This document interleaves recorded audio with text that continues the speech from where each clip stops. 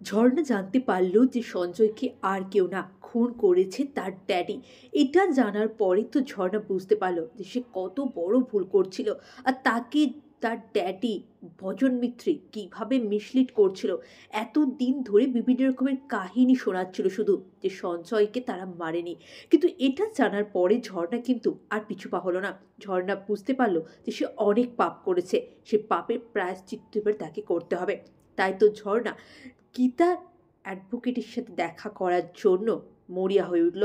কিন্তু ঝর্ণা এটাও তো শুনতে পেয়েছিল যে তার ড্যাডি গীতা এলএলবিকে মারার চেষ্টা করছে, গীতা অ্যাডভোকেটকে।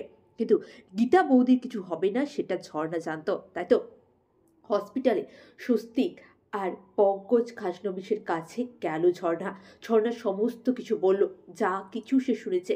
আর সে এটাও বলল যে গীতা বৌদি, তোমাকে কালকে যেতেই হবে, তোমাকে কালকে কোর্টে যেতেই হবে, আর তোমাকেই এই কেসটা জিততে হবে। কারণ আমি তোমার পাশে আছি।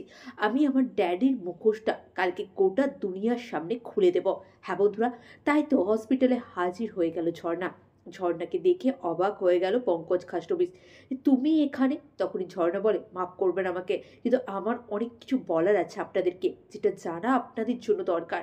আমি ভুল করেছি, আমি সত্যি কথা বলছি, আমি চোখে অন্ধ হয়ে গিয়েছিলাম। চোখ থাকতেও আমি সত্যিটা দেখতে পাইনি। আমাকে গীতা বৌদি অনেকবার দেখানোর চেষ্টা করেছে, কিন্তু আমি বারবার অস্বীকার করেছি সত্যিটা দেখতে।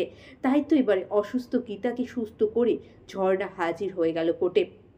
যেটা দেখে ধীমান সেন আর অবাক হয়ে গেল, ভজন মিত্রও অবাক হয়ে গেল। হ্যাঁ বন্ধুরা, এমনটাই দেখবেন গীতা এলএলবির আঁকা